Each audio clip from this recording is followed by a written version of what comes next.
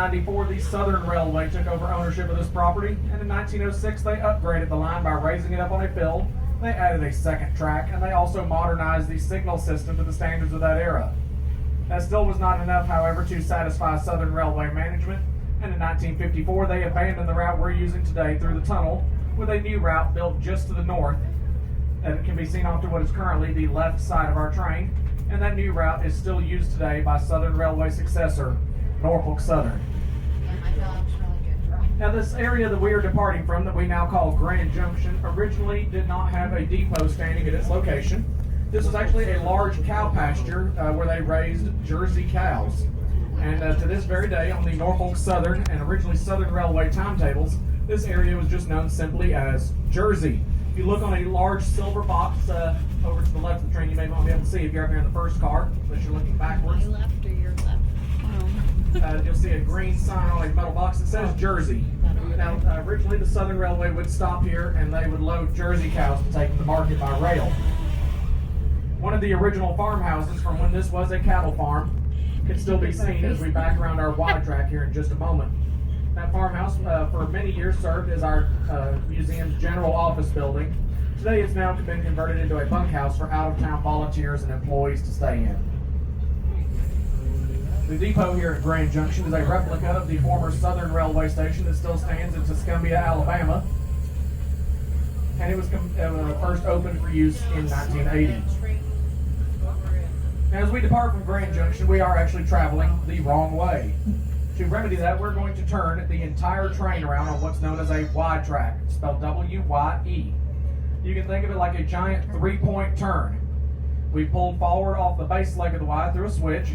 The locomotive will begin to push us here in just a moment in reverse around the east leg of the Y through another switch, and then we'll pull forward down the base leg of the Y, down the west leg, completely turning our train around. And as we back around the east leg, you'll see on the right, what is currently the right side of our train if you're facing forward, and you'll see that gray farmhouse as we back around again. That was one of the original farmhouses from when this was a Jersey cow farm many years ago. The Flamingo and the Man-O-War. Now, number 906 is unique from the other cars on our train today in the fact that it is actually a segregated passenger car, known as a Jim Crow car, and it still retains a central dividing wall in the middle that divides the car into two distinct halves. It is one of only 3 known examples of Jim Crow cars in the United States maintained in active service with that dividing wall intact, with the other 2 being located at museums in Duluth, Georgia and Parrish, Florida, respectively. Other cars of this style that have that wall intact are merely display pieces and do not operate anymore. However, others that do operate had their walls removed in the 1950s. An example of a desegregated Jim Crow car is car 907 on the back of our train. It had its wall removed in 1955. And for those of you riding in that car, if you look along the line of fluorescent lights right above the windows, you'll see a gap in the lights towards the middle of the car indicating where that wall once stood. Now, while that is a very unfortunate time in our nation's history, it is one that we must still learn from and preserve. If you don't remember anything else I teach you today, I want you to remember that a nation that does not preserve and learn from its history is lost and doomed to repeat it. And as stewards of history, it is our job to preserve all aspects of it, good or bad. Now, the very front of our train today is the world-famous Southern Railway number 4501 steam locomotive, built in October of 1911 by the Baldwin Locomotive Works in Philadelphia, Pennsylvania. At 112 years old, this authentic coal-fired steam locomotive has now been operating in preservation longer than it actually operated in revenue freight service for the Southern Railway and its second owner, the Kentucky and Tennessee Railway. It's been part of TVRM's collection since June 6th of 1964. That locomotive has been operated for many years off and on, and it has been used in multiple TV shows, movies, and music videos over the years. Some of the stuff you may have seen the 4501 in includes the 1974 Johnny Cash TV special, Riding the Rails. It was featured in a 1981 episode of The Waltons. It was in the movie October Sky, starring Jake Gyllenhaal, Chris Cooper, and Laura Dern. It was in the music video for Hurt with Johnny Cash. And it's also been in a 1981 episode of the TV series The Waltons. And Johnny Cash had a fondness for engine 4501. after that event in 1974, where he actually got to operate this locomotive on the Southern Railway main line. One of our former employees here at TVRM had a godfather who was really close friends with Johnny Cash, and he said Johnny would always talk about that old steam engine 4501 and how much he enjoyed being around that engine. Now on the left side of our train, as we get away from Grand Junction, we are way now westbound for East Chattanooga, by the way. Don't think about that too hard. You'll see our display yard with equipment from the 1910s all the way up to the 1970s on display and in operating condition. Some of this equipment you'll see will include coach number 829, built in 1949 by the Budd Company for the Southern Railway. You'll see dining car number 3164, built in 1924 by Pullman, also for the Southern Railway. You'll see a red passenger car named the Randolph-Macon College. This car was built in 1949 for the Norfolk and Western Railway, and it was used on trains named the Cavalier and the Pocahontas. And it's named after the Randolph-Macon College located in Ashland, Virginia. You'll see coach 661, built in 1947. It is another Nancy Hanks car, just like 907. And then the last passenger car you'll see in our display yard is the Pullman sleeping car Clover Colony, built in 1920 for the Southern Pacific Railroad and used on a train named the Lark. And that car was allegedly featured in the film Some Like It Hot, starring Marilyn Monroe. Now on the left of our train, as we get away from Grand Junction, will be a gravel pathway down below us. That gravel pathway is actually the roadbed of the original 1859 railroad constructed by the East Tennessee and Georgia Railroad Company. And as we go along that old roadbed here in just a moment, you will see a clearing with a piece of reconstructed railroad track on the original grade. You'll also see a sign pointing at a tree with a yellow stripe painted on it. And that yellow stripe is the high water mark of the flood of 1867, in which the waters of South Chickamauga Creek rose to a point 9 feet above the railroad. Now once we go by the flood memorial, we will cross our longest and highest bridge over South Chickamauga Creek at 65 feet high and 360 feet in length. Now to the right side of the train, as we cross over the creek, you'll get a clear view of another railroad known as the Tyner Branch. The Tyner Branch was initially constructed in 1942 by the Nashville, Chattanooga, and St. Louis Railway to connect the Western and Atlantic Railroad main line with the Volunteer Army Ammunition Plant, or VAP, where they manufactured TNT from World War II up through Desert Storm. Today, the volunteer site is now the home of the Enterprise South Industrial Park and the Volkswagen Assembly Plant, where they manufacture the Atlas SUV and the ID4 electric car. A little bit of irony there that a site once used to make material to fight the German army is now the home of a German automobile company.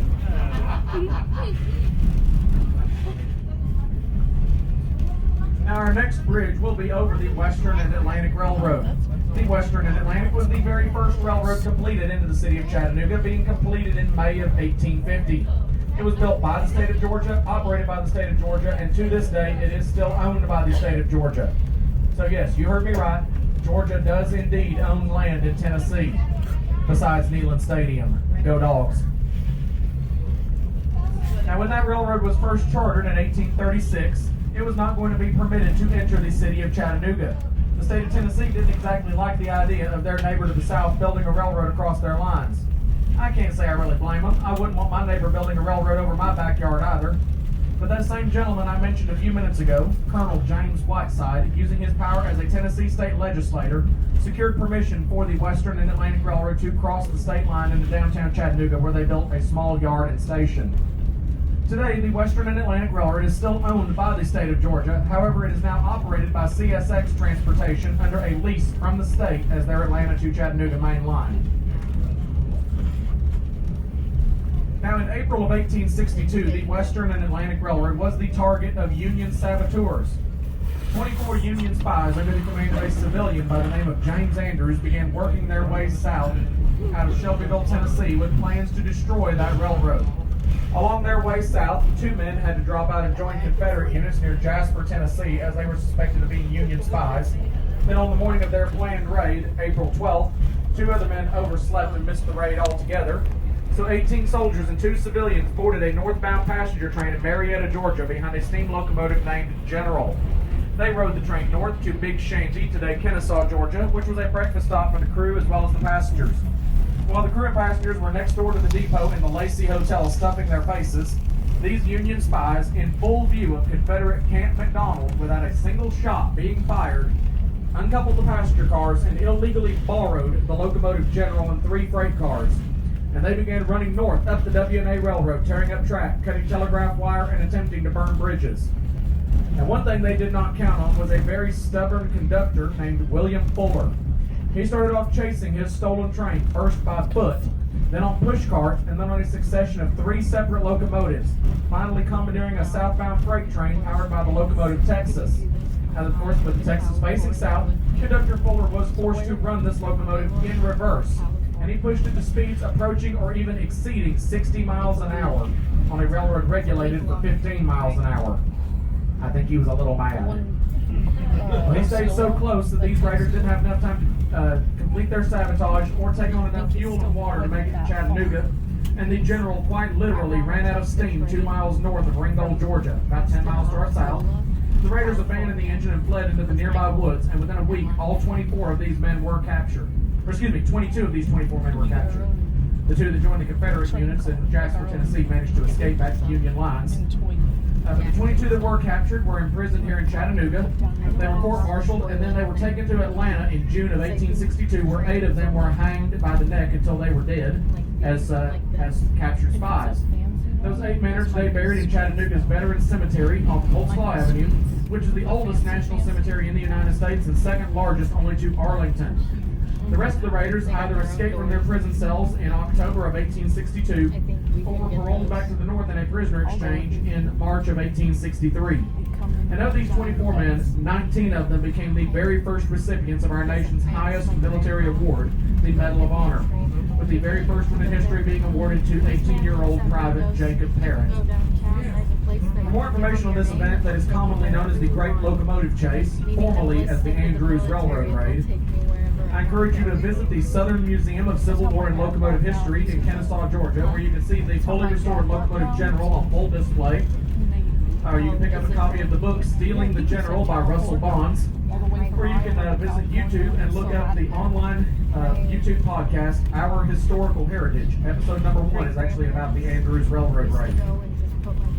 For entertainment on the topic, you can visit, or you can look up the movies The General, starring Buster Keaton. It's a 1927 silent film. Or look up 1956's Walt Disney film, The Great Locomotive Chase, starring Wes Parker. Now here in just a moment, you'll hear the engineer begin to sound the whistle as we approach our tunnel. This tunnel is 986 feet long. It was completely dug by hand. 2 crews began digging in 1856, breaking through the middle in 1858, only 3 inches off center side to side of one another when they finally met. For those of you in the open air car, please keep anything valuable that you want to take home with you inside the windows. That includes hands, arms, heads, cameras, children, in-laws, or anything else you might want to take home with you. Because there are places in this tunnel where there is less than a foot of clearance on either side of the train. This tunnel was officially dedicated on August 9, 1859, and named Whiteside Tunnel for Colonel James Whiteside. That wasn't too long ago. Now, in September of 1890, a steam locomotive actually exploded right outside this tunnel on its way from Chattanooga to Atlanta because the crew let the locomotive's boiler run out of water. Today, that locomotive has been repaired and can be found on display in downtown Pigeon Forge, Tennessee, sitting on the parkway dressed up as Dollywood Express, number 107. All the lights shut off. Hello.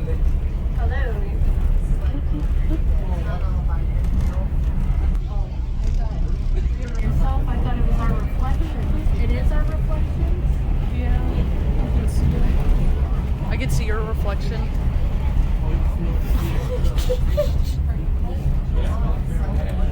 It's so dark out there. What if something just popped up? I think we're right next to the wall. Isn't that the wall? Yeah, the wall's like right there.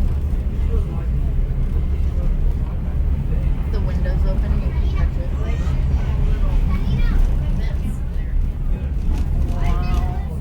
Now, as we exit from the tunnel, we are in an area of Chattanooga that was highly contested over during the battles for Chattanooga in November of 1863. 24 Union spies, or excuse me, the city of Chattanooga at that time was firmly under the control of the Union Army. And the Confederate Army, citing Chattanooga's strategic value, wanted the city back. From the train. I think so. So they attempted to surround the city on Lookout Mountain as well as on Missionary Ridge.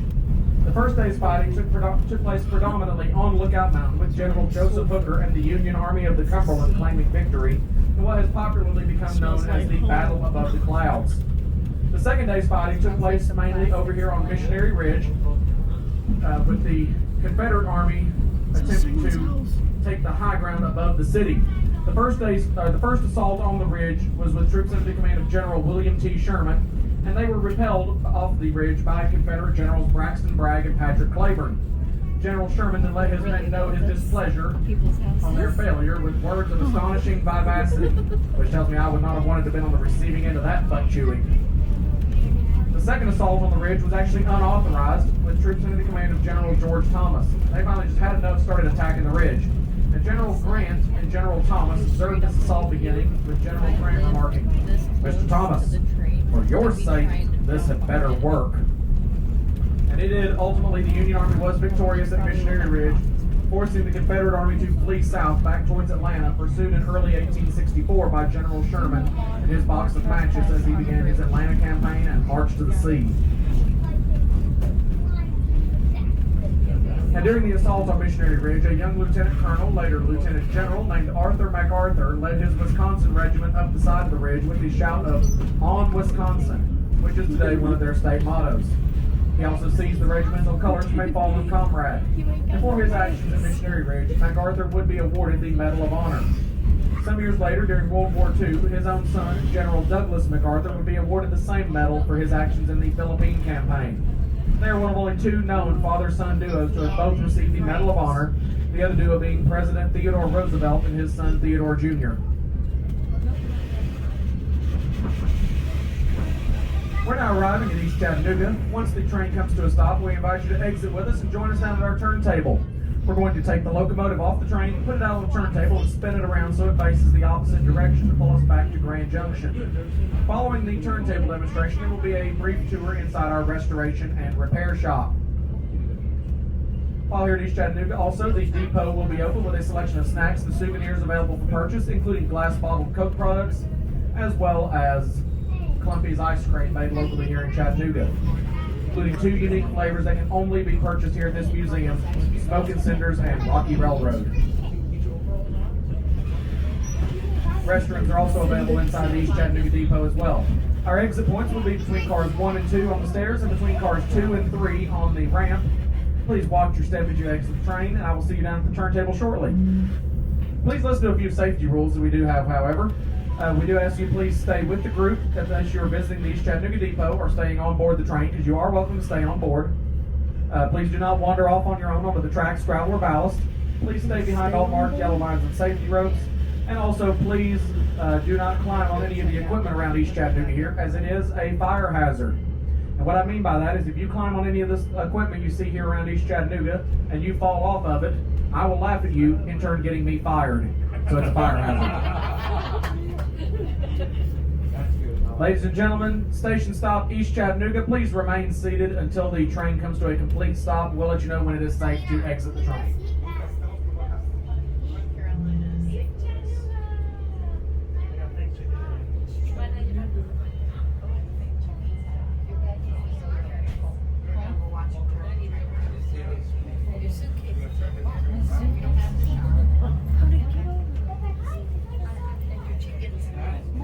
Chickens over there. That is a fire hazard. No, look. Like, is it? What? Oh, gotta remain seated.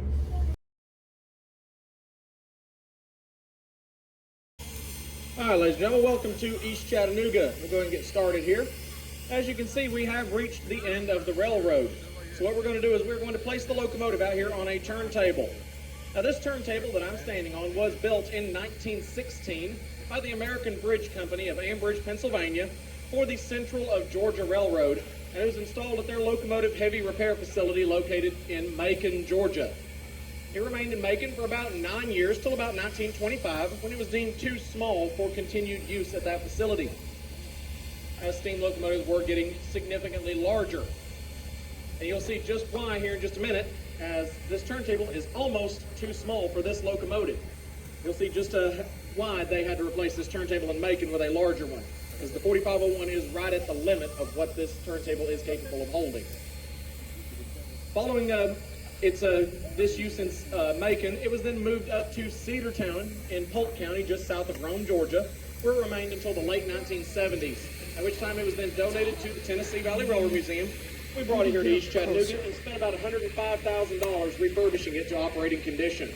And we've been using it at this location since July 4th, 1982. Now from end to end, it is right at 80 feet long, and it weighs right at 80 tons. That's 160,000 pounds. To give you just a bit of an appreciation of just how much weight that actually is. The average pickup truck weighs 1 to 3 tons. The average school bus weighs 11 to 13 tons. And the space shuttle, with no fuel or payload in it, only weighs 75 tons. So this turntable with nothing sitting on it weighs 5 tons more than the space shuttle. And here in just a minute, we're going to be adding 215 tons of locomotive to it. So we're going to be turning just shy of 300 tons right here in front of you. So it might surprise you to learn that this is a hand-powered turntable. It only takes 4 people to turn this table completely by hand. The trick is right beneath where I'm standing is a 6-foot diameter ball bearing, and the engineer has to actually balance over that bearing. And to do that, he'll be listening to our conductor, Bo, over here in this little house. He's over here hiding in the shade. He will be in there spotting the engine up with a modern 2-way radio that we are required to carry by the Federal Railroad Administration. He has marks on the rail closest to him. He'll spot the engineer up to balance him out on this table. At that point, I can then get 4 of y'all over here to help turn this around while I stand back and act as a cheerleader. Now, before we get any volunteers over here to help turn this around, I do have a couple of rules. Rule 1, if I don't get enough volunteers, I am going to have to start picking people. I'm looking at you in the green shorts. The second rule I have, ladies, I want you to remember this before you start volunteering your husbands, your boyfriends, or your kids. If you volunteer the person standing next to you, you just gave me a 2-for-1 deal. Them and you. So with that in mind, do I have 4 volunteers to help me turn the table around? Got 2 back there because you raised his hand. I saw you. Now I got 2 more here. I got 4. Come on over. That was easy. Just kidding, just kidding. Sorry, liability insurance won't let me get away with that no more. Instead, we modified this table a little bit in the 1980s when we brought it up here from Cedartown. Up until then, it really was a hand-powered table. I was not joking about that. That was an Armstrong table. But today we have electrified this table with a 25-horsepower motor underneath this little house where our conductor, Bo, is. But you don't have to worry about him, though. Electricity won't go through a bad conductor. I say that, and I trained him.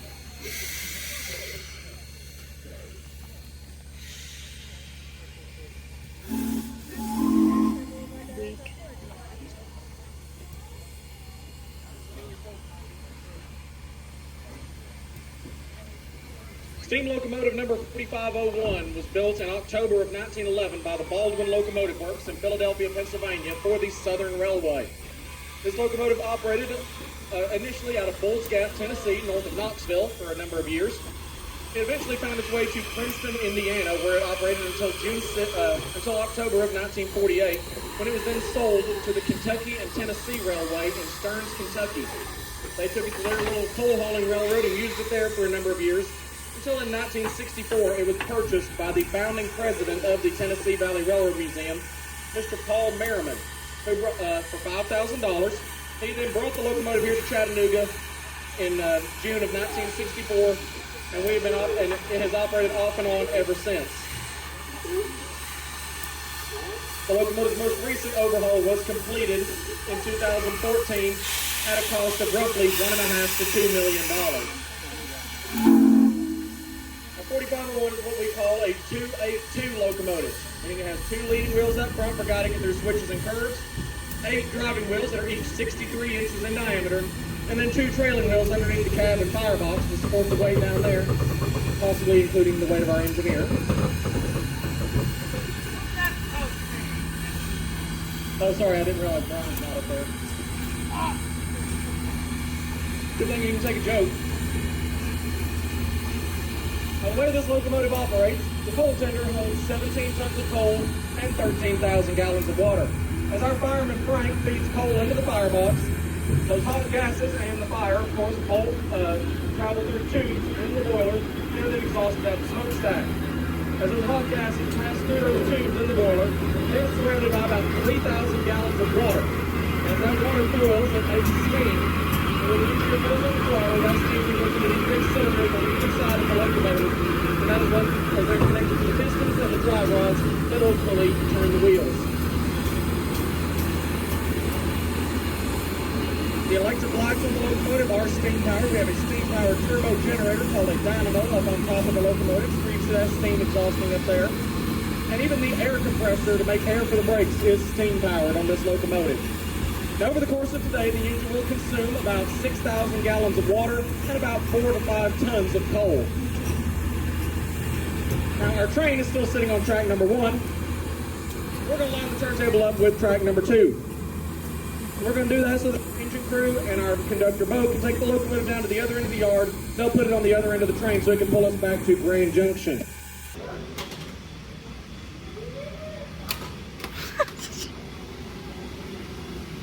Now it's okay to pass.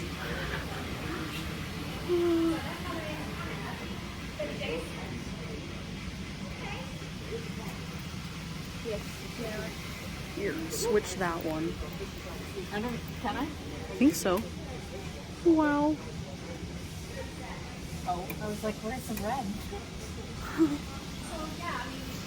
This place is huge. Little baby one.